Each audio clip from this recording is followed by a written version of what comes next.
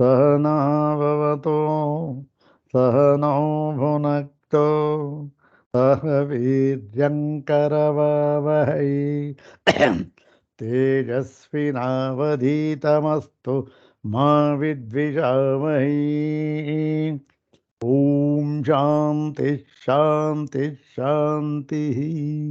ॐ नारायणं पद्मभुवं वसिष्ठं शक्तिं च तत्पुत्रपराशरं च व्यासं शुकं गौडपदं महान्तं गोविन्दयोगीन्द्रमथस्य शिष्यं श्रीशङ्कराचार्यमथस्य पद्मपादं च हस्तामलकं च शिष्यं तं तोटकं वार्तिककारमन्यान्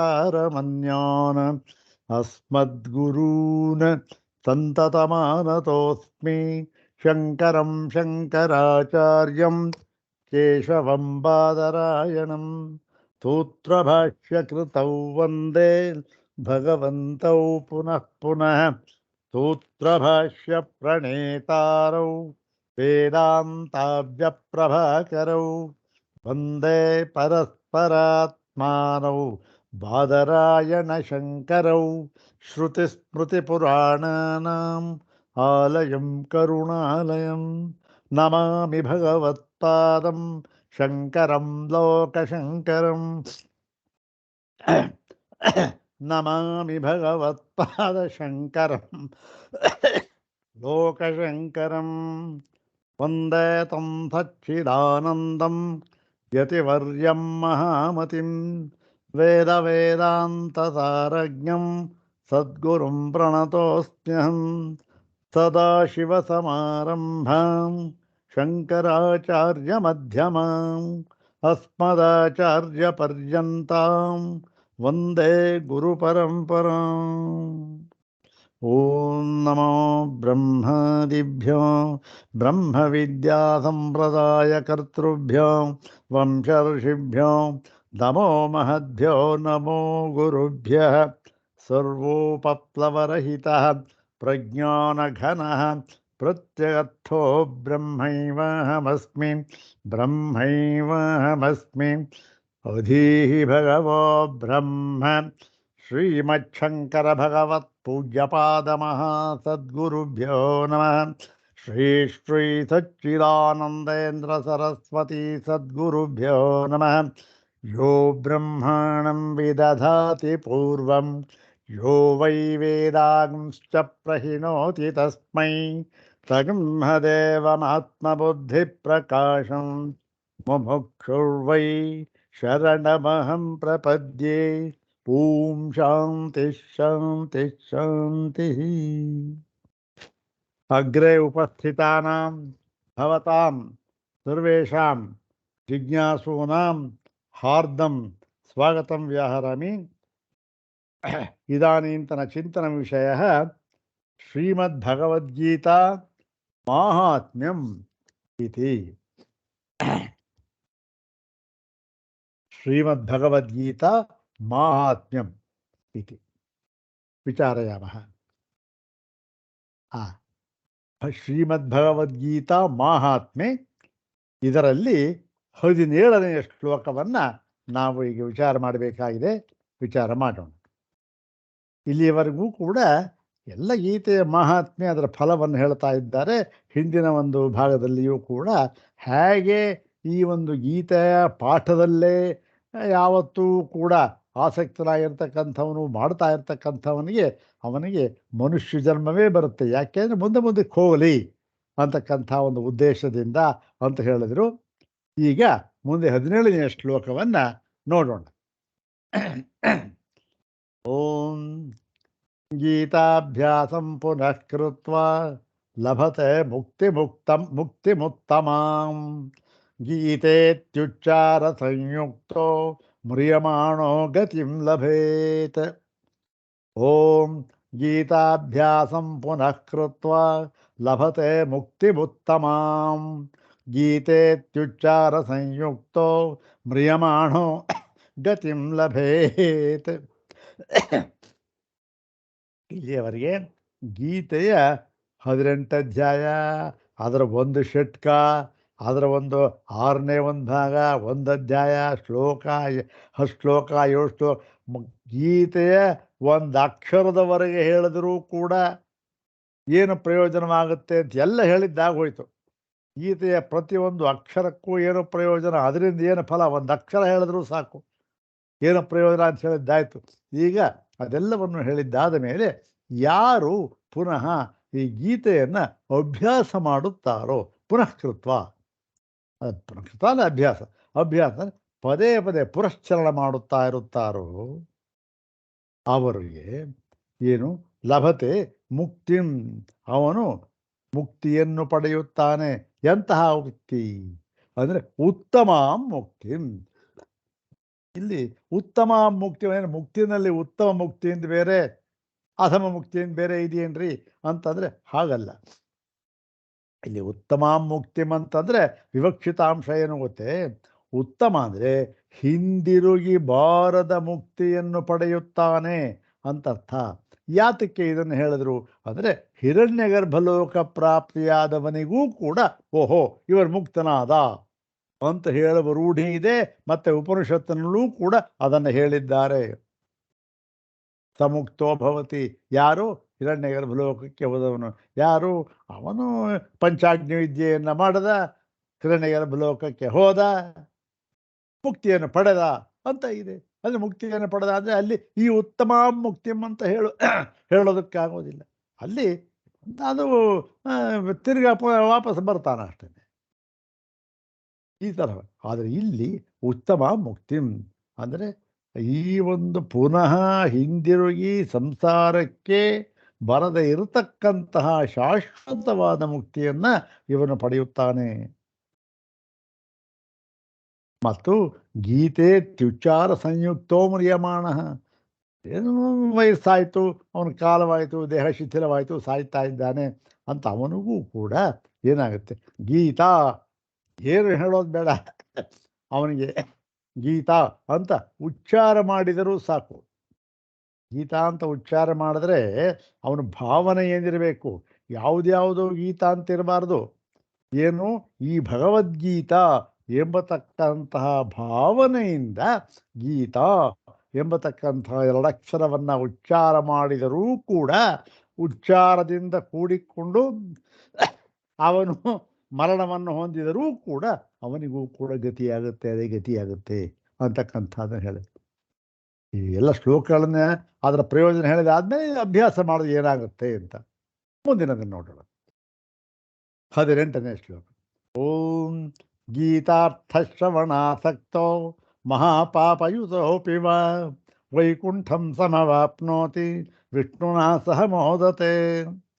ಸರಿ, ಅಭ್ಯಾಸ ಮಾಡಲಿಲ್ಲ, ಯಾವುದನ್ನೂ ಮಾಡಲಿಲ್ಲ, ಅಭ್ಯಾಸನ ಮಾಡಲ್ಲ, ಓದಲಿಲ್ಲ, ಏನು ಮಾಡಲಿಲ್ಲ. ಕಡೆಗೆ ಏನಾಯಿತು, ಯಾರೋ ಓದ್ತಾ ಇದ್ರು, ಇಲ್ಲಿ ಗೀತಾ ಪಾರಾಯಣ ಕಾರ್ಯಕ್ರಮ ನಡೆಯುತ್ತೆ, 1 ವಾರ ಕಾರ್ಯಕ್ರಮ. ಆ 1 ವಾರದಲ್ಲಿ ಪೂರ್ತಿಯಾಗಿ 18 ಅಧ್ಯಾಯವನ್ನು ಪಾರಾಯಣ ಮಾಡ್ತಾರೆ ಅಂತ ಅನೌನ್ಸ್ ಮಾಡಿದ್ರು. ಹೋದ, ಕೂತ್ಕೊಂಡ, 1 ಗಂಟೆ ಕೇಳಿದ. ಏನದು, ಗೀತಾರ್ಥ ಶ್ರವಣಾಸಕ್ತು, ಬಹಳ ಆಸಕ್ತಿಯಿಂದ, ಅಯ್ಯೋ ಭಗವಂತ, ನನಗೆ ಯಾವುದೂ ಕೂಡ ನಾನು ಪಠನ ಮಾಡುವುದಕ್ಕಾಗಲಿ ಅರ್ಥಾನುಸಂಧಾನ ಮಾಡುವುದಕ್ಕಾಗಲಿ ನನಗೆ ಸಮಯವಿಲ್ಲ. ನೋಡಿ, ನನಗೆ ಈಗ ಕೆಲಸ ಮುಗಿಸ್ಕೊಂಡು ಬರ್ತಾ ಇದ್ದೇನೆ, ಪ್ರವಚನ ಪಾರಾಯಣ ಪ್ರಾರಂಭವಾಗಿದೆ, ನಾನು ಕೇಳ್ಕೊಂಡು ಹೋಗ್ತೇನೆ ಅಂತ 1 ಗಂಟೆ ಪ್ರಾರಂಭ ಮಾಡಿದ್ರು. 1 ಗಂಟೆದಲ್ಲಿ ಎಷ್ಟು, 3 ಅಧ್ಯಾಯ ಓದ್ರು, ಅರ್ಥಸಹಿತವಾಗಿ, ಅಂದರೆ ಅರ್ಥಸಹಿತವಾಗಿ ಅರ್ಥ ಆಗುವ ಹಾಗೆ ಪದವಿಭಾಗವನ್ನು ಮಾಡಿ ಮಾಡಿ ಓದ್ರು. ಅತ್ಯಂತ ಆಸಕ್ತಿಯಿಂದ ಕೇಳಿದ. ಅವನು ಈ ಒಂದು ಐಹಿಕ ಪ್ರಪಂಚದಲ್ಲಿ ಎಂತಹ ಪಾಪವನ್ನು ಮಾಡಿದವನಾಗಿದ್ದರೂ ಕೂಡ ಮಹಾಪಾಪಯುತೋಪಿ ವಾ, ಅವನೂ ಕೂಡ ವೈಕುಂಠಂ ಸಮಮಾಪ್ನೋತಿ, ಅವನು ವೈಕುಂಠ ಲೋಕವನ್ನ ಪಡೆದು ವಿಷ್ಣುನಾ ಸಹ, ಅಲ್ಲಿಯ ವೈಕುಂಠಪತಿಯಾಗಿರ್ತಕ್ಕಂಥ ಅಧಿಪತಿಯಾಗಿರ್ತಕ್ಕಂಥ ವಿಷ್ಣುವಿನ ಜೊತೆಯಲ್ಲಿ ಇವನೂ ಕೂಡ ವಿಹರಿಸುತ್ತಾನೆ. ನೋಡಿ, ಇವನು ಈ ಫಲ ಕೇವಲ ಇವನಿಗೆ ಕೇಳದ ಅಷ್ಟೇ, ಇನ್ನೇನು ಮಾಡಲಿಲ್ಲ ಇಲ್ಲಿ. ಯಾಕೆಂದರೆ ಎಲ್ಲ ಏನಂದರೆ ಇದು ಗೀತೆಯ ಮಾಹಾತ್ಮ್ಯ ತಾನೇ, ಮಾಹಾತ್ಮ್ಯವನ್ನು ಹೇಳ್ತಾ ಇದ್ದಾರೆ. ಬರೀ ಕೇಳಿದವನಿಗೆ ಅಷ್ಟೆ.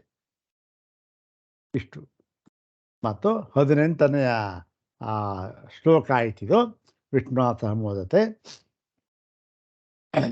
ಇನ್ನು ಇವನು ಸ್ವಲ್ಪ ಇವನು ಕೇಳ್ತಾ ಕೇಳ್ತಾ ಇದ್ದ, ಏನೋ ಭಾಗವತರು ಸ್ವಲ್ಪ ಅರ್ಥ ಹೇಳ್ತಾ ಇದ್ರು. ಮನೆಗೆ ಬರೋವರೆಗೆ ಏನೋ ಮೆಟ್ರೋದಲ್ಲಿ ಕೂತ 1 ಗಂಟೆ ಪ್ರಯಾಣ. 1 ಗಂಟೆನಲ್ಲಿ ಏನು ಮಾಡ್ದ, ಏನನ್ನ ಶ್ರವಣ ಮಾಡಿದ್ದನೋ ಅದನ್ನು ಮನನ ಮಾಡ್ದ. ಅವನಿಗೇನು ಗತಿಯಾಗುತ್ತೆ ಅನ್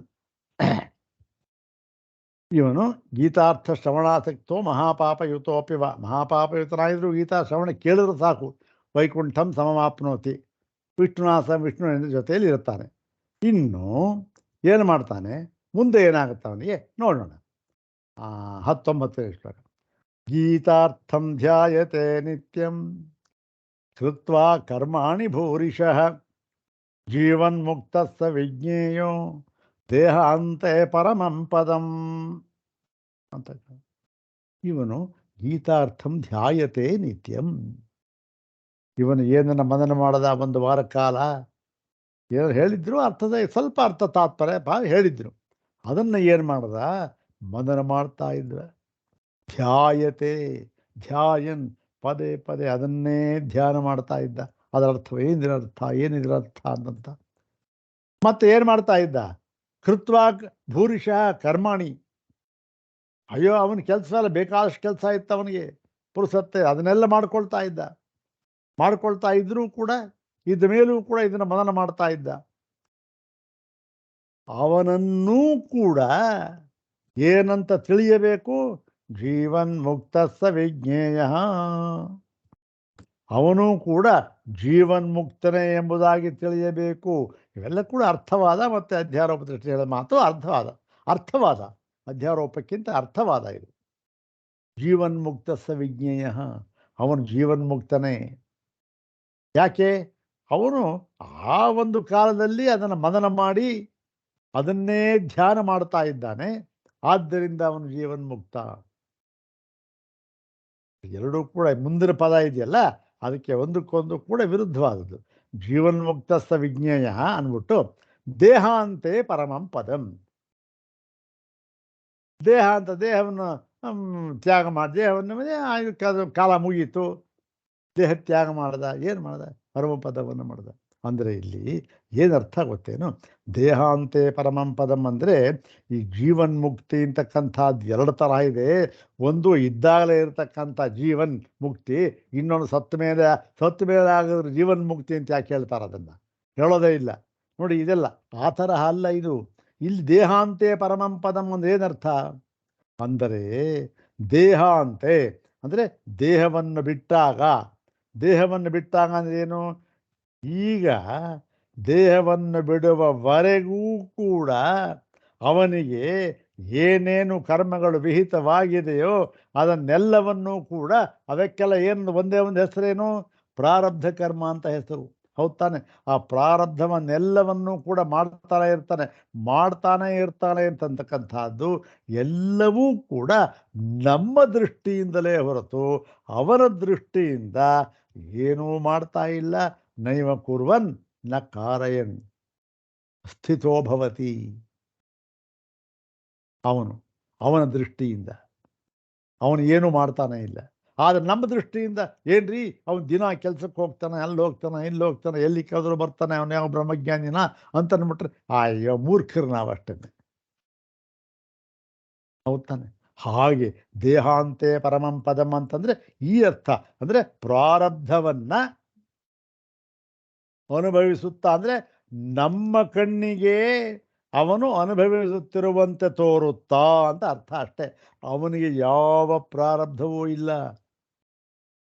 ಒಂದು ಸಾರಿ ಜೀವನ್ಮುಕ್ತನಾದ ಅಂತಾದರೆ ಅವನಿಗೆ ಸಂಚಿತ ಆಗಾಮಿ ಅಷ್ಟೇ ಅಲ್ಲ, ಪ್ರಾರಬ್ಧವೂ ಕೂಡ ಭಸ್ಮಸಾತ್ ಕುರುತೆ ತಥಾ. ಎಲ್ಲ ಸುಟ್ಟು ಬೂದಿ ಆಗ್ಬಿಡುತ್ತೆ ಪ್ರಾರಬ್ಧವೂ ಕೂಡ. ಮತ್ತೆ ಮಾಡ್ತಾ ಇದ್ದಾನೆ ನಮಗೆ ಕಾಣ್ತಾ ಇದೆ ಕಣ್ರಿ, ಅದಕ್ಕೇನು ಮಾಡೋಕ್ಕಾಗುತ್ತೆ. ಈಗ ಮೇಲೆಲ್ಲ ಚಂದ್ರನ ನೋಡ್ತು ಮಗು, ಅಯ್ಯಯ್ಯೋ ಚಂದ್ರ ಹೋಗ್ತಾ ಇದ್ದಾನೆ ಅಂತು, ಮಕ್ಕಳು ಸ್ಕೂಲ್ಗೆ ಹೋಗ್ತಾ ಇರ್ತಾರೆ, ಅಲ್ಲಿ ನಾನು ನೋಡ್ತಾನೆ ಇರ್ತೇನೆ. ಅಲ್ಲಿ ವ್ಯಾನ್ ಬರೋವರೆಗೂ ಕೂತಿರ್ತಾರೆ. ಮೇಲ್ಗಡೆ ದೋರ್ತಾ ಇರುತ್ತೆ ಬಿಳಿ ಮೋಡ, ಒಳ್ಳೆ ಬಿಸಿಲು ಹೊಡಿತಾ ಇರುತ್ತೆ, ಬಿಳಿ ಮೋಡ, ಗಾಳಿ ಹೋಗ್ತಾ ಇದೆ. ಮೊನ್ನೆ ಬಿಳಿ ಮೋಡ ಹೋಗ್ತಾ ಏನಾಗುತ್ತೆ, ಅಯ್ಯಯ್ಯೋ ನಮ್ಮ ಬಿಲ್ಡಿಂಗ್ ಹೊಟ್ಟೋಗ್ತಾ ಇದೆ, ಬಿಲ್ಡಿಂಗ್ ಹೊಟ್ಟಾಗ್ತಾ ಇದೆ ಅಂತಾರೆ. ಎಲ್ಲಿಗೆ ಹೋಗ್ತಾ ಇದೆ ಬಿಲ್ಡಿಂಗು? ನಮಗೆ ಹೋಗುವಂತೆ ಕಾರಣ ಹಾಗೆ ಇದೂ ಕೂಡ ಇತ್ತು. ಮತ್ತೆ ಈಗ 20ನೇ ಶ್ಲೋಕವನ್ನು ನೋಡೋಣ. ಯಾವುದು? ಓಂ ಗೀತಾಮಾಶ್ರಿತ್ಯ ಬಹವೋ ಭೂಭುಜೋ ಜನಕಾದಯ ನಿರ್ಧೂತಕಲ್ಮಷಾಲೋಕೆ ಗೀತಾಯಾತಃ ಪರಂ ಪದಂ. ಇನ್ನು ಎಲ್ಲವನ್ನೂ ಹೇಳಾಯಿತು, ಇದಾಯಿತು, ತನಗೇನು ತಾನಿಲ್ಲ. ಇನ್ನು ಇದನ್ನ ಈ ಒಂದು ಗೀತೆಯನ್ನು ಆಶ್ರಯಿಸಿ, ಆಯ್ತಪ್ಪ ನಮಗೆಲ್ಲ ನಮಗೆ ನೀನು ಹೇಳಿದೆ ಭಗವಂತ, ಸರೋಯ್ತು. ಆದರೆ ಬೇರೆ ಯಾರು ಇದರ ಪ್ರಯೋಜನವನ್ನು ಪಡೆದವರು ಇದ್ದಾರಾ? ನಮ್ಮ ಕಣ್ಣಿಗೆ ದೃಷ್ಟಾಂತ ರೂಪದಿಂದ ನಮಗೆ ತೋರ್ತಾ ಇದ್ದಾರಾ ಅಂತ ಅನ್ನುವುದಕ್ಕೆ ಈ ಮುಂದಿನ ಶ್ಲೋಕವನ್ನು ಹೇಳ್ತಾ ಇದ್ದಾರೆ. ಯಾವುದದು ನೋಡಿ. ಗೀತಾಮಾಶ್ರಿತ್ಯ ಬಹವೋ ಭೂಭುಜೋ ಜನಕಾದಯ ನಿರ್ಧೂತ ಕಲ್ಮಷಾಲೋಕೆ ಗೀತಾಯಾತಃ ಪರಂ ಪದಂ ಅಂತ. ಗೀತಾಮಾಶ್ರಿತ್ಯ ಬಹವೋ ಭೂಭುಜ, ಭೂಭುಜ ಅಂದರೆ ಏನು? ಚಕ್ರವರ್ತಿಗಳು, ಈ ಭೂಮಂಡಲವನ್ನು ಆಳತಕ್ಕಂಥವರು, ಭೂಮಿಗೆ ಸ್ಕಂಧಾಯಮಾನವಾಗಿರತಕ್ಕಂಥವ್ರು, ಹೇಗರು ಕೊಟ್ಟಿರ್ತಕ್ಕಂಥವ್ರು ಭೂಭುಜ. ಅವರು ಪಾಲಿಸ್ತಕ್ಕಂಥವ್ರು ಯಾರವರು? ಜನಕನೇ ಮುಂತಾದವರು. ಅವರೇನು, ಅವರೂ ಕೂಡ ಈ ಗೀತೆಯನ್ನು ಆಶ್ರಯಿಸಿ ಈ ಒಂದು ನಿರ್ಧೂತ ಕಲ್ಮಷ ಲೋಕೆ, ತಮ್ಮ ಎಲ್ಲ ಪಾಪವನ್ನೂ ಕೂಡ ಕಳೆದುಕೊಂಡವರಾಗಿ, ಮತ್ತೆ ಆ ಗೀತೆ ಯಾವ ದಾರಿನಲ್ಲಿ ಹೋಗಿತ್ತೋ ಅದರಲ್ಲೇ ಅವ್ರು ಏನು ತೋರಿಸ್ತಾ ಇತ್ತೋ ಅದು ಗೀತೆಯನ್ನು ಆಶ್ರಯ ಮಾಡಿದ್ರು. ಅಲ್ಲಿ ಏನು ಹೇಳಿತ್ತೋ ಅದನ್ನು ಅನುಸಂಧಾನ ಮಾಡಿದ್ರು. ಏನಾಯಿತು? ನಿರ್ಧೂತ ಕಲ್ಮಷರಾದರು. ಹೌದಾನೆ? ನಿರ್ಧೂತ ಕಲ್ಮಷಃ ಯಸ್ಮಾತ್ ಸಹ ನಿರ್ಧೂತ ಕಲ್ಮಷಃ ತೇ ನಿರ್ಧೂತ ಕಲ್ಮಷಾಹ. ಬಹುವಚನ ಇದಷ್ಟೇ, ಇನ್ನೇನಿಲ್ಲ. ಅವರು ಕೂಡ ಏನಾಯಿತು? ಆ ಗೀತೆಯನ್ನು ಓದಿದ್ರು, ಅದನ್ನು ಅನುಸಂಧಾನ ಮಾಡಿದ್ರು, ಆಶ್ರಯಿಸಿದರು, ಗೀತೆಯನ್ನು ಅನುಸಂಧಾನ ಮಾಡಿದ್ರು. ಮತ್ತೆ ಅವರು ಕೂಡ ಅವ್ರು ಯಾರವರು? ಜನಕರೇ ಮುಂತಾದವರು, ಸಮರ್ಥವಾಗಿ ದೇಶವನ್ನು ಆಳಿದಂತಹ ಮಹನೀಯ ರಾಜರು. ಅವರೂ ಕೂಡ ಏನಾಯ್ತು? ಇಂಥವರು ಆ ಗೀತೆಯನ್ನು ಆಶ್ರಯಿಸಿ ಅವರು ಒಳ್ಳೆ ಉತ್ತಮವಾದ ಗತಿಯನ್ನು, ಪರಮ ಪದವಿಯನ್ನು ಅವರು ಪಡೆದುಕೊಂಡರು ಅಂತಕ್ಕಂಥ. ಯಾಕೆ ಅಂದರೆ ಇದು ಅಷ್ಟೇ ಹೆಚ್ಚುಗಾರಿಕೆ ನೋಡ್ರಿ. ಎಂಥ ಅವ್ರು ಗೊತ್ತೇನ್ರಿ? ಇಂತಿಂತಹವರು ರಾಷ್ಟ್ರಪತಿಗಳು, ಪ್ರಧಾನಮಂತ್ರಿಗಳು ಕೂಡ ಬೆಳಗ್ಗೆ ಎದ್ದು ತಾವು ದೈನಂದಿನ ಕಾರ್ಯಕ್ರಮದಲ್ಲಿ ತೊಡಗಿಸಿಕೊಳ್ಳುವುದಕ್ಕೆ ಮುಂಚೆ ಈ ಲೇಹವನ್ನು ಒಂದು ಚಮಚ ತೆಗೆದುಕೊಳ್ಳುತ್ತಾರೆ. ಅಂದ್ರೆ ಓಹೋ ರೀ, ನಾವು ತೆಗೆದುಕೊಳ್ಳೋಣ ಅನ್ಸುತ್ತೆ. ಹೌದು ತಾನೆ? ಹಾಗೆ ಇದು ಆ ಜನಕಾದಿಗಳು ಕೂಡ ಮಾಡಿ ಕೃತಾರ್ಥರಾದರು. ಓಹೋ, ನಾವು ಜನಕಾದಿಗಳು, ಅವ್ರಿಗೆ ಎಷ್ಟು ಕೆಲಸ ಇತ್ತು, ಪ್ರಾರಬ್ಧ ಎಷ್ಟಿತ್ತು ಅವ್ರಿಗೆ. ಹೀಗೆ ಮತ್ತೆ 21ನೇ ಶ್ಲೋಕವನ್ನು, ಇದು ಯಾರು ಬೇರೆ ಯಾರು ಇದ್ದಾರೋ ಪಡೆದವರು ಇದನ್ನು ಪ್ರಯೋಜನ ಅಂತಕ್ಕಂಥದಕ್ಕೆ ಉತ್ತರವನ್ನು ಹೇಳಿದರು. ಮತ್ತು ಗೀತಾಯಾ ಪಠನಂ ಕೃತ್ವಾ ಮಾಹಾತ್ಮ್ಯಂ ನೈವ ಯಃ ಪಠೇತ್ ವೃಥಾ ಪಾಠೋ ಭವೇತ್ ತಸ್ಯ ಶ್ರಮ ಏವ ಹ್ಯುದಾಕೃತಃ. ಇನ್ನು ಈ ಒಂದು ಗೀತಾ ಮಹಾತ್ಮೆಗೂ ಕೂಡ ಒಂದು ಇದನ್ನು ಹೇಳ್ತಾ ಇದ್ದಾರೆ, ಅಗತ್ಯವನ್ನು ಹೇಳ್ತಾ ಇದ್ದಾರೆ. ಏನು? ಗೀತೆಯನ್ನು ಪಠನ ಮಾಡಿದ್ದಾಯಿತು, ಮೇಲೆ ಹೇಳಿದ ಕ್ರಮದಿಂದ ಎಲ್ಲವನ್ನೂ ಮಾಡಿದ್ದಾಯಿತು. 18 ಅಧ್ಯಾಯ ಭಾಷ್ಯ ಸಹಿತವಾಗಿ ವರ್ಷಾನುಗಟ್ಟಲೆ ಅಧ್ಯಯನ ಮಾಡಿದ ಮೇಲೆಯೂ ಕೂಡ ಏನು ಗೀತೆ ಪಠನ ಕರ್ತ ಹೋದಾಯಿತು. ಮತ್ತು ಇದರ ಮಾಹಾತ್ಮ್ಯವನ್ನು ಯಾರು ಓದುವುದಿಲ್ಲವೋ ಅವನು ವೃಥಾ ಪಾಠ, ಅಂದರೆ ಅವನ ಪಾಠ ವ್ಯರ್ಥ. ಮತ್ತೇನು ಮತ್ತೆ ಶ್ರಮ ಆಯಿತು ಅಷ್ಟೇ ಅವನಿಗೆ ಅಂತಕ್ಕಂಥ. ಅವನಿಗೇನು ವ್ಯರ್ಥವಾಯಿತು, ಶ್ರಮವಾಯಿತು ಅವನ ಪಾಠ, ಇನ್ನೇನಿಲ್ಲ. ಅಂದರೆ ಇಲ್ಲಿ ಒಂದು ನಾವು ತಿಳ್ಕೊಳ್ಬೇಕಿದು, ಗೀತೆಯನ್ನು ಒಂದು ಬಾರಿ ಸರಿಯಾಗಿ ಶಾಂಕರ ಭಾಷ್ಯ ಸಹಿತವಾಗಿ ಅರ್ಥ ಮಾಡಿಕೊಂಡು ಬಿಟ್ಟರೆ ತಿರುಗಾ ಈ ವ್ಯರ್ಥ ಪರ್ಥ ಮಹಾತ್ಮೆ ಓದಬೇಕು 4 ಶ್ಲೋಕ, ಯಾವ ಸಂಶಯವೂ ಹುಟ್ಟೋದಿಲ್ಲ, ಯಾವ ಪ್ರಶ್ನೆಯೇ ಹುಟ್ಟೋದಿಲ್ಲ. ಹೌದು ತಾನೆ? ಅವನಿಗೇನು ತಾನಾಗಿ ಉತ್ತಮ ಗತಿಯನ್ನು ಪಡೆದುಕೊಂಡು ಬಿಡುತ್ತಾನೆ. ಅವನು ಇನ್ನೇನು ಓದಬೇಕು, ತಿರುಗೇನು ಓದಬೇಕು, ಯಾವ ಮಹಾತ್ಮೆ ಓದಬೇಕು ಅಲ್ಲ. ಇವೆಲ್ಲ ರೂಢಿಯಲ್ಲಿ ಹೇಳಿದ ಮಾತಿದು. ದಿವಸ ಪಾಠ ಓದ್ತಾ ಇರ್ತಾನೆ, ಯಾಕೆ ಭಾಷೆ ಬಾಣ ಮಾಡ್ತಾರೆ, ಏನು ಪಾಠ ಇದು ಮಹಾತ್ಮೆಯನ್ನು ಹೇಳಬೇಕಪ್ಪ. ಯಾಕೆ ಇಂತಹ ಮಹಾತ್ಮೆಯನ್ನು ಒಳಗೊಂಡದ್ದಾಗಿದೆ ಈ ಗೀತಾ ಅನ್ನುವುದಕ್ಕೆ ಅದೊಂದು ಅರ್ಥವಾದ, ಇವೆಲ್ಲವೂ ಅರ್ಥವಾದವೆ ಹೇಳಿದೆ. ಅದೊಂದು ಹೇಳ್ತೀವಿ. ಇದು ಕೂಡ ಈ ಮಹಾತ್ಮೆಗೂ ಕೂಡ ಇಷ್ಟೆಲ್ಲ ಓದಿ ಇದರ ಒಂದು ಮಹಾತ್ಮೆಯನ್ನು ಯಾರು ಕೇಳುವುದಿಲ್ಲವೋ ಅವರ ಪಾಠ ಏನಾಗುತ್ತೆ, ಅವರಿಗೆ ವೃಥಾ ಆಗಿಬಿಡುತ್ತೆ, ವ್ಯರ್ಥವಾಗಿಬಿಡುತ್ತೆ. ಮತ್ತೆ ಏನು ಅವರೆಲ್ಲ ಇಷ್ಟು ಹೊತ್ತು ಓದಿ ಶ್ರಮ ಅಂತ ಆಗಿಬಿಡುತ್ತೆ ಅಷ್ಟೆ. ಹೌದಾ? ಇಲ್ಲಿ ಮಹಾತ್ಮ್ಯ ಅಂತ ಇದೆ. ಇಲ್ಲಿ ಮಹಾತ್ಮೆ ಅಂತಂದರೆ ಏನು ಗೊತ್ತೇನು, ಆ ಗೀತೆಯಲ್ಲಿ ಏನು ಹೇಳಿದ್ದಾರೆ, ಜ್ಞೇಯಂ ಎತ್ತತ್ರ ವಕ್ಷ್ಯಾಮಿ ಇರಬೇಕು, ಅಕ್ಷೇದ್ಯೋಯಮದಾಶೋ ಎಂಬಿರಬೇಕು, ವಾಸಾಂಸಿ ಜೀರ್ಣಾನೇ ಇರ್ಬೋದು, ಸರ್ವಧರ್ಮಾನ್ ಪರಿತ್ಯಜ್ಯ ಇರ್ಬೋದು, ಬೇಕಾದಷ್ಟು ಶ್ಲೋಕಗಳಿವೆ. ದ್ರಾವ್ಯಮ ಪುರುಷವು ಲೋಕೆ ಇರ್ಬೋದು, ಉತ್ತಮ ಪುರುಷಸ್ತ್ವನ್ಯ ಅದು ಇರ್ಬೋದು. ಇವೆಲ್ಲದರ ಅರ್ಥ, ಇದು ಮಹಾತ್ಮ್ಯ ಅಂದರೆ ಅರ್ಥ, ಇನ್ನೇನಿಲ್ಲ ಇದು. ಇವೆಲ್ಲದರ ಅರ್ಥ ಇದೆಯಲ್ಲ, ಇದರ ಅರ್ಥ ನಮಗಾಗದೇ ಹೋಗಿಬಿಟ್ಟರೆ, ಅರ್ಥಾನುಸಂಧಾನವಿಲ್ಲದೆ ಕೇವಲ ಎಷ್ಟು ವರ್ಷ ಪ್ರಯತ್ನ, ಎಷ್ಟು ವರ್ಷ ಓದಿದ್ರೂ ಕೂಡ ಏನೋ ಇರುತ್ತೆ, ಫಲ ಇಲ್ಲ ಅಂತಲ್ಲ. ಆದರೆ ಈ ಒಂದು ಗೀತೆಯ ಪರಮ ಪ್ರಯೋಜನ ಅಂತಕ್ಕಂಥದ್ದು ಆಗೋದಿಲ್ಲ, ವ್ಯರ್ಥ ಮತ್ತು ಕಾಲಹರಣ ಅಂತ ಆಗಿಬಿಡುತ್ತೆ ಅಂತನ್ನೋದು ವಿವಕ್ಷಿತಾಂಶ ಇಲ್ಲಿ ಅಷ್ಟೇ. ಇನ್ನು ಮಹಾತ್ಮೆ ಅಂದರೆ ಇದು ಮಹಾತ್ಮ್ಯವಾದ ಗೀತೆ ಅಂತ ಅದಲ್ಲ.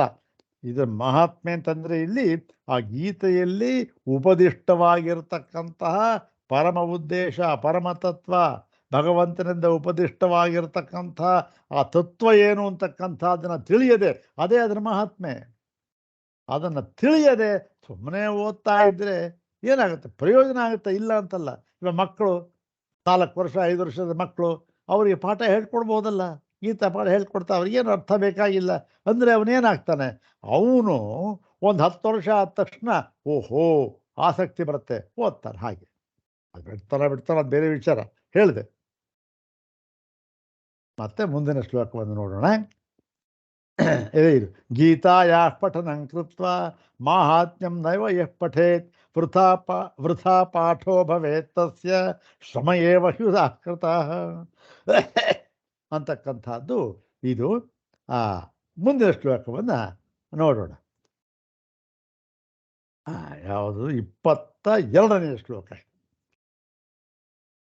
ಏತನ್ಮಾಹಾತ್ಮ್ಯ ಸಂಯುಕ್ತಂ ಗೀತಾಭ್ಯಾಸಂ ಕರೋತಿ ಯಃ ಸತತ್ಫಲಮವಾಪ್ನೋತಿ ದುರ್ಲಭಾಂ ಗತಿಮಾಪ್ನುಯಾತ್. ಏತನ್ಮಾಹಾತ್ಮ್ಯ ಸಂಯುಕ್ತಂ ಗೀತಾಭ್ಯಾಸಂ ಕರೋತಿ ಯಃ ಸತತ್ಫಲಮವಾಪ್ನೋತಿ ದುರ್ಲಭಾಂ ಗತಿಮಾಪ್ನುಯಾತ್. ಸತತ್ಫಲಮವಾಪ್ನೋತಿ ದುರ್ಲಭಾಂ ಗತಿಮಾಪ್ನುಯಾತ್ ಅಂತಕ್ಕಂಥದ್ದು.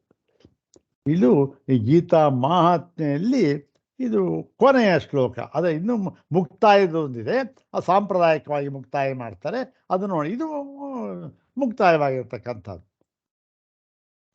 ಏತನ್ಮಾಹಾತ್ಮ್ಯ ಸಂಯುಕ್ತಂ ಗೀತಾಭ್ಯಾಸಂ ಯಃ ಕರೋತಿ.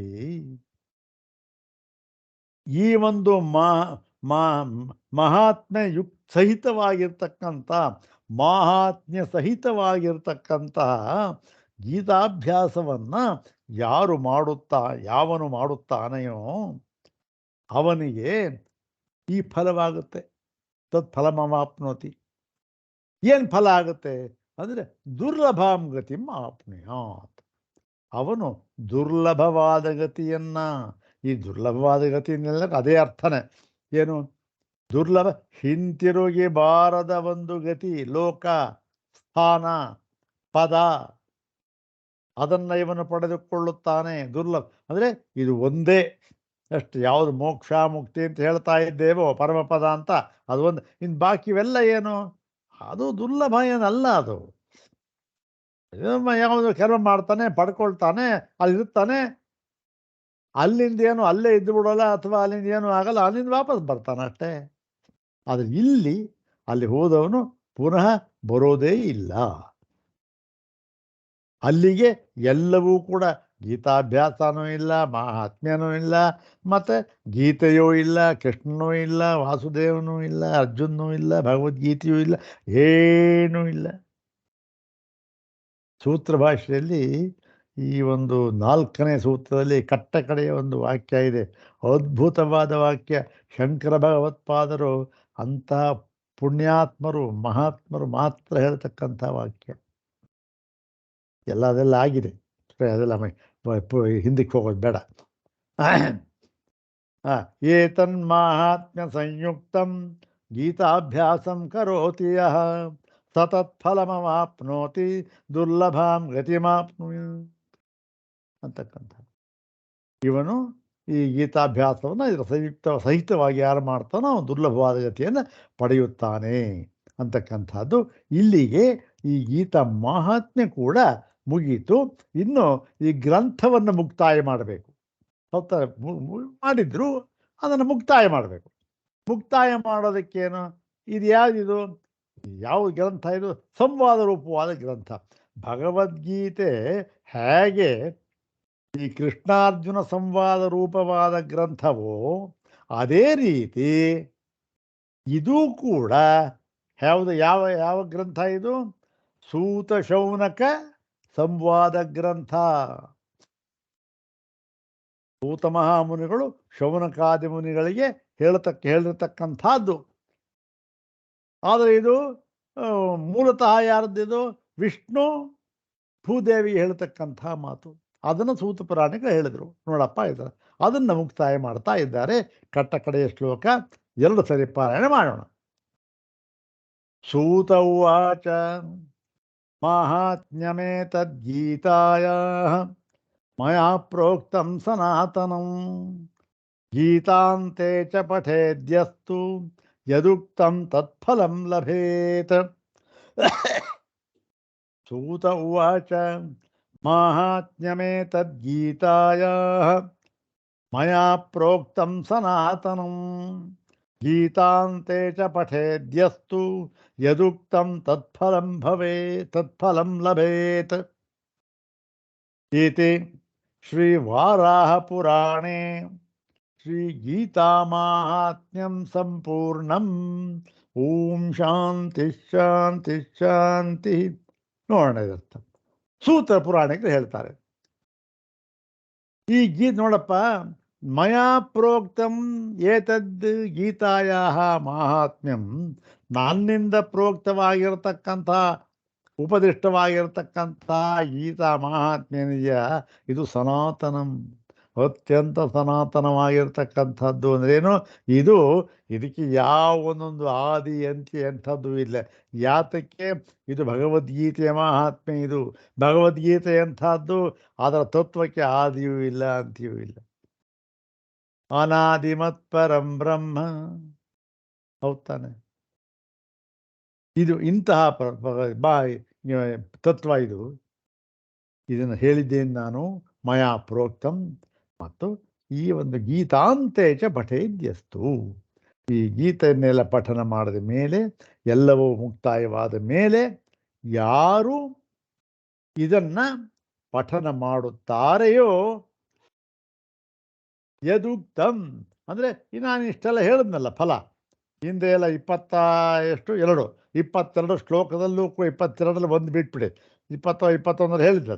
ಅಷ್ಟೂ ಕೂಡ ಫಲ ಏನು ಇವನಿಗೆ ಆಗುತ್ತೆ, ಅದರಲ್ಲಿ ಯಾವ ಸಂಶಯವೂ ಇಲ್ಲ ಎಂಬತಕ್ಕಂಥದ್ದನ್ನು, ಇದನ್ನು ಪ್ರಮಾಣ ಮಾಡಿ ಹೇಳಿರತಕ್ಕಂತಹವರು ಯಾರು? ಸರ್ವಜ್ಞ ಸದೃಶರಾದ ಸೂತ ಮಹಾಮುನಿಗಳು. ಹೌದಾನೆ? ಸೊ ಇದನ್ನು ಹೇಳಿ ಇಲ್ಲಿಗೆ ಈ ಗೀತಾ ಮಾಹಾತ್ಮ್ಯ ಅಂತಕ್ಕಂಥದ್ದು ಮುಕ್ತಾಯವಾಯಿತು, ಭಗವದ್ಗೀತೆ ಮುಕ್ತಾಯವಾಯಿತು, ಶಾಂಕರ ಭಾಷ್ಯ ಮುಕ್ತಾಯವಾಯಿತು. ಇದುವರೆಗೂ ಕೂಡ ಅಂದರೆ ಸುಮಾರು ಒಂದು 4.5 ವರ್ಷಗಳಿಂದ ಕೂಡ ಈ ಒಂದು ಭಗವದ್ಗೀತೆ ಒಂದು ಯಾವುದು ಶಾಂಕರ ಭಾಷ್ಯವನ್ನು ಪ್ರಾರಂಭ ಮಾಡಿದೆವು. ಆವತ್ತಿಂದ ಇವತ್ತಿನವರೆಗೂ ಕೂಡ ನಡ್ಕೊಂಡು ಬಂದು ಗುರು ಅನುಗ್ರಹದಿಂದ, ಶಂಕರ ಭಗವತ್ಪಾದರ ಪೂರ್ಣ ಅನುಗ್ರಹದಿಂದ, ಇಲ್ಲದೇ ಇದ್ರೆ ಇಂಥ ವಿಚಾರಗಳನ್ನೆಲ್ಲ ಹೇಳೋದಕ್ಕೆ ಸಾಧ್ಯ ಇರೋದಿಲ್ಲ.